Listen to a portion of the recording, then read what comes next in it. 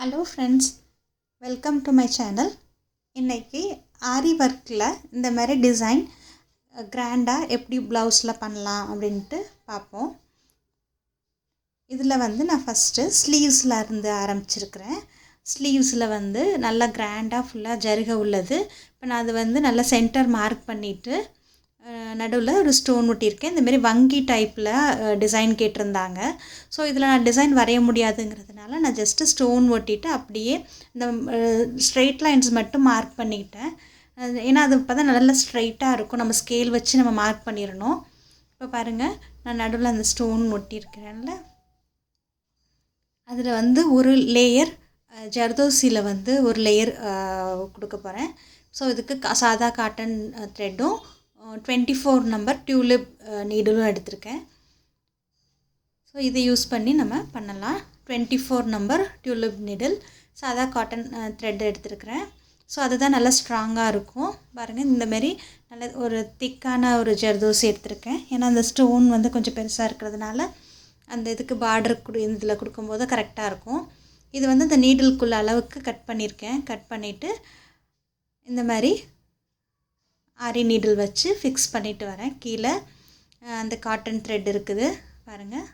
இப்படி க்ளோஸாக அந்த ஸ்டோனை ஒட்டியே இந்த மாதிரி ஊசியில் கோர்த்துட்டு ஃபிக்ஸ் பண்ணிவிட்டு வரணும்.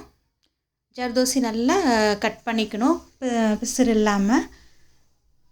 அப்போ தான் நல்லா ஃபினிஷிங் கிடைக்கும், இழுத்துட்டு வராது. இது கொஞ்சம் நல்ல பெரிய ஓட்டையாக இருக்கும். ஸோ ஈஸியாக நமக்கு ஜர்தோசி பண்ண முடியும். நீடில்லையே பண்ணிடலாம்.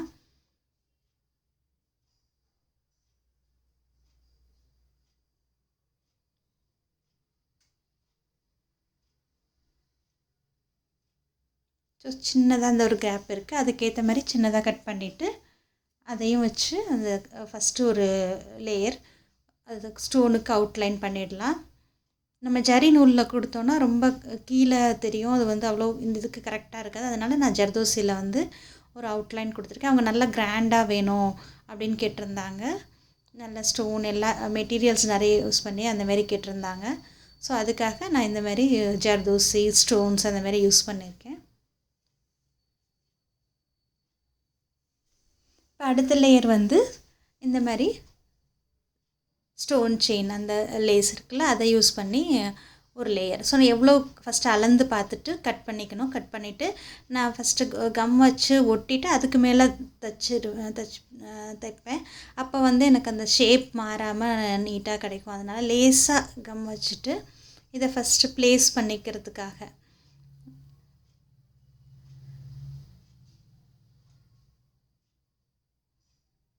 கரெக்டாக அந்தமாரி ப்ளேஸ் பண்ணிவிட்டு அதுக்கப்புறம் நம்ம காட்டன் த்ரெட் வச்சு அதை ஃபிக்ஸ் பண்ணிடணும். நம்ம இது கம் ஒட்டாமே அப்படியே பண்ணலாம்.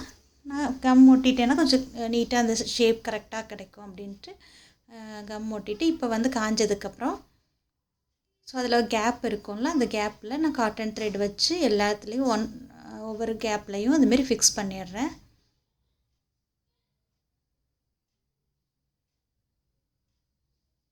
ஸோ சேம் 24 நம்பர் நீடில் வச்சே அதை ஃபிக்ஸ் பண்ணிடலாம். ஸோ நம்ம அதுக்கு ஒட்டினதுனால கடகடன் வேகமாக நம்ம பண்ணிடலாம்.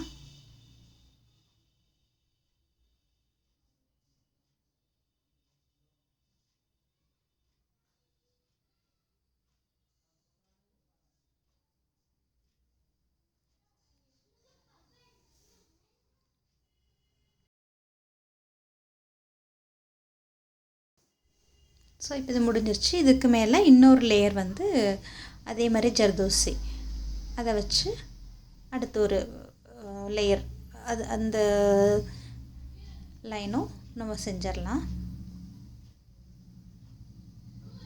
ஸோ இது வங்கி டைப்புங்கிறதுனால நடுவில் ஒரு பெண்டன் மாரி வச்சுட்டு இந்த பக்கமும் ஒரு கோடு மாதிரி லைன் அந்த டிசைன் பண்ணலாம்.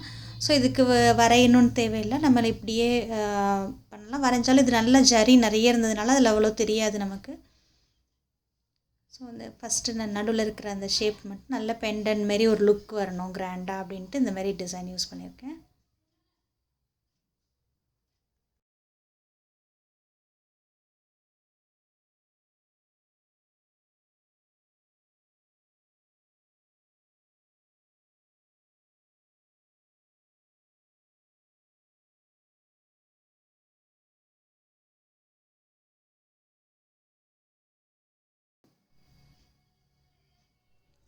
பாருங்கள், இது ஃபுல்லாக முடிச்சாச்சு. இதுக்கு மேலே வந்து ஒரு சின்னதாக பெட்டல்ஸ் இருக்கிற மாதிரி ஒரு ஷேப் வரைஞ்சிக்கலாம். நான் அதுக்காக ஒயிட் பென்சிலில் அப்படியே வரைஞ்சிக்கிறேன். ட்ரேசிங் வேணும்னா நீங்கள் ஃபஸ்ட்டு நல்லா ஏதாவது ஒயிட் கார்பனை வச்சு இல்லைன்னா ப்ளூ கார்பன் வச்சுனாலும் இந்தமாரி ஃப்ளவர் ஒரு ட்ரேஸ் கொடுத்துட்டும் வரையலாம். இது நம்ம ட்ரேசிங் எல்லாமே பண்ணலாம். ஸோ 2 பக்கமும் ஒரே மாதிரி பெட்டல்ஸ் வரையணும். ஒரே லென்த்தில் ஒரே மாதிரி பெட்டல்ஸ் வரையணும்.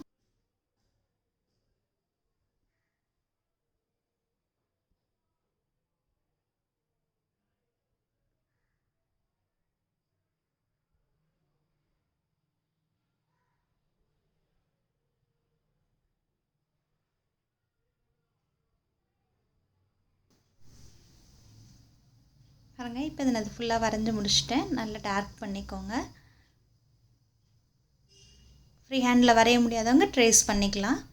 இந்த மாதிரி வரைஞ்சிட்டு நான் இப்போ இது A1 கோல்டன் ஜரி த்ரெட் எடுத்திருக்கேன். அதை வச்சு உள்ளே ஃபில் பண்ண போகிறேன்.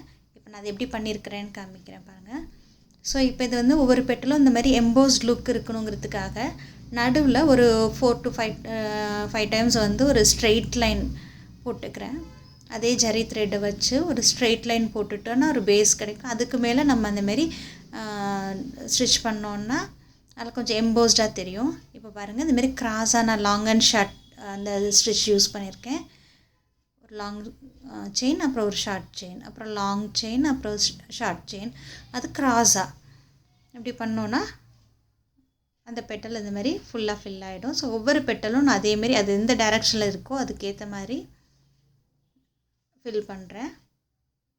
ஸோ நடுவில் நமக்கு அந்த லைன் கொடுத்ததுனால நல்லா எம்போஸ்டாக தெரியும்.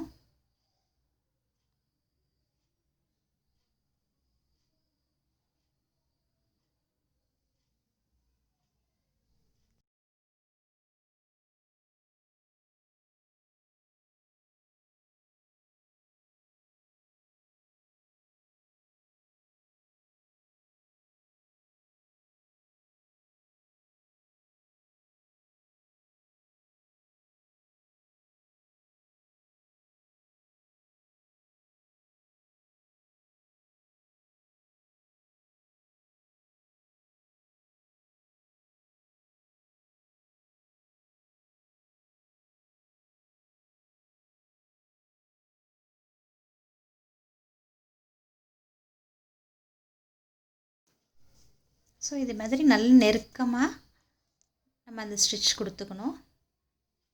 இந்த பெட்டல் ஷேப்க்கு ஏற்ற மாதிரி நல்ல நெருக்கமாக லாங் அண்ட் ஷார்ட் அது பண்ணிடணும்.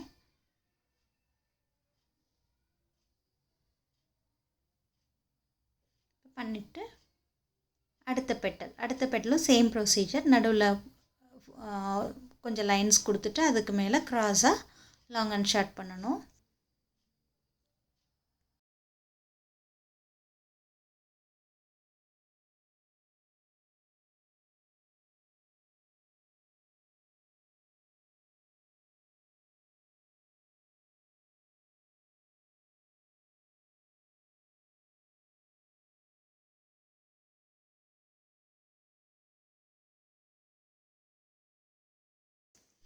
ஸோ இது மாதிரி எல்லா பெட்டலும் போட்டு முடிச்சுக்கணும். முடிச்சுட்டு எல்லா பெட்டலுக்கும் அவுட்லைன் வந்து செயின் ஸ்டிச் வச்சு நல்லா க்ளோஸ்டாக இந்தமாரி செயின் ஸ்டிச் போட்டோன்னா அந்த பெட்டலோட ஷேப் நீட்டாக நமக்கு கரெக்டாக தெரியும். ஃபினிஷிங் நல்லாயிருக்கும். நம்ம லாங் அண்ட் ஷார்ட் பண்ணும்போது கொஞ்சம் முன்ன இதாக இருந்தாலும் இந்த செயின் ஸ்டிச் கொடுக்கும்போது கரெக்டாக அந்த ஷேப் வந்துடும். ஃபினிஷிங் ரொம்ப அழகாக இருக்கும். ஸோ இது மாதிரி எல்லா பெட்டலும் ஃபுல்லாக முடிச்சிடணும். இப்போ இதுக்கு வெளியில் அவுட்டர் வந்து நேவி ப்ளூ கலரில் நான் அந்தமாரி அதுக்கு ஒயிட் நம்ம ஜரி நூலில் கொடுத்த செயின் ஸ்டிச்சுக்கு மேலேயே இன்னொரு லேயர். ஆக்சுவலாக சாரீ ஃபுல்லாக ப்ளூ கலரில் க்ரீன் கலர் பார்டர், க்ரீன் கலரில் ப்ளவுஸ்.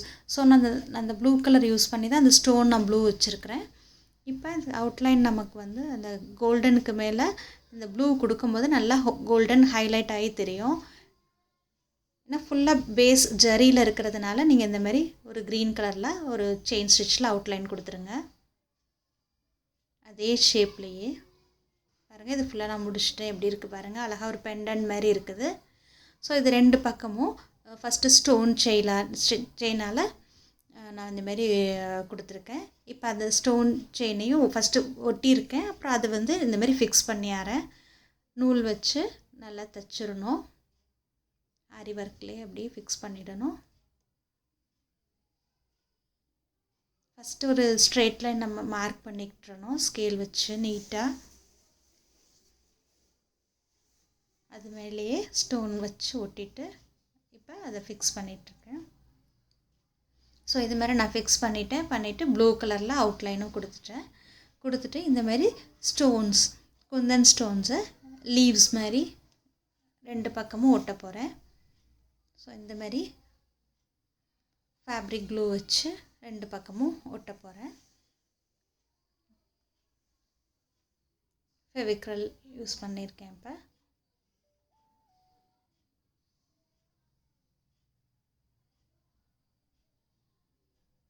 எவ்வளோ கேப்பில் வேணுமோ அதேமாரி நம்ம வச்சுட்டே வரணும். இப்போ பாருங்கள், நம்ம இதை ஃபிக்ஸ் பண்ணுறதுக்கு ஈஸியாக நீடலோட பின்னாடி பக்கத்தில் லேசாக கம்மை தொட்டுட்டு அந்த ஸ்டோன் மேலே வச்சிங்கன்னா ஒட்டிக்கும். அப்புறம் எடுத்து வைக்கிறதுக்கு ஈஸியாக இருக்கும். ஸ்டோன் இதேமாரி மெத்தடில் அடுத்தடுத்து ஒட்டிகிட்டே வரணும். கொஞ்சம் கம் வெளியில் வராமல் பார்த்துக்கோங்க. தைக்கும்போது கொஞ்சம் ஹார்டாக இருக்கும் அதனால். ஸோ இப்போ பாருங்கள், எல்லா பக்கமும் ஒட்டிட்டேன். இப்போ இது மேலே வந்து ஜரி த்ரெட்னால் ஒரு லைன் செயின் ஸ்டிச் நல்லா காஞ்சதுக்கப்புறம் ஒட்டிட்டு நல்லா காஞ்சதுக்கப்புறம் இது பண்ணுங்கள். அப்போ ஸ்டோன் நகராமல் அப்படி நல்லாயிருக்கும். அதுக்கு ஈஸியாக பண்ணுறதுக்கு முடியும். ஸோ இப்போ செயின் ஸ்டிச் அதுக்கு மேலே கோல்டன் ஜரியிலால் பண்ணுறேன்.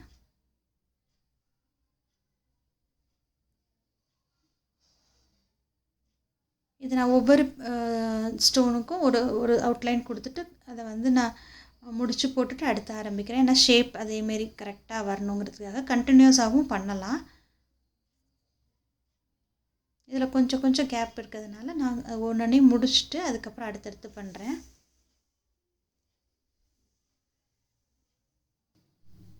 ஸோ இது மாதிரி எல்லா ஸ்டோன்ஸும் கோல்டன் ஜரினால் ஒரு லேயர் நம்ம அந்தமாதிரி செயின் ஸ்டிச் போட்டுக்கணும். இது மேலே வந்து திருப்பி ப்ளூவில் அவுட்லைன் செயின் ஸ்டிச் கொடுத்துருக்கேன். இது பாருங்கள், ஃபுல்லாக முடிச்சாச்சு. இப்போ வங்கி டிசைன் மாதிரி எவ்வளோ கிராண்டாக ஆகிடுச்சு பாருங்கள்.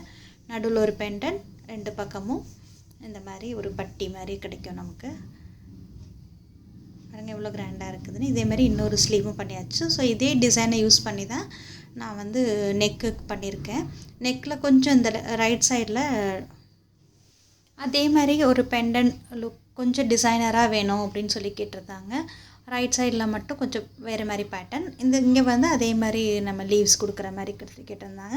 ஸோ நான் அது மாதிரி தான் இதில் பண்ணியிருக்கிறேன். இப்போ பார்த்தீங்கன்னா தெரியும், அதே தான் பண்ணியிருக்கேன். ஆனால் கொஞ்சம் அந்த கேப் இருக்க இடத்துல மட்டும் அந்த பானி ஸ்டிச் மாதிரி ஜிக்ஸாக் கொஞ்சம் இந்த மாதிரி வளைவுகளாக க்ரீன் கலரில் அதை ஃபில் பண்ணியிருக்கேன். கேப் இல்லாமல் இருக்கிற மாதிரி அதை ஃபில் பண்ணியிருக்கிறேன்.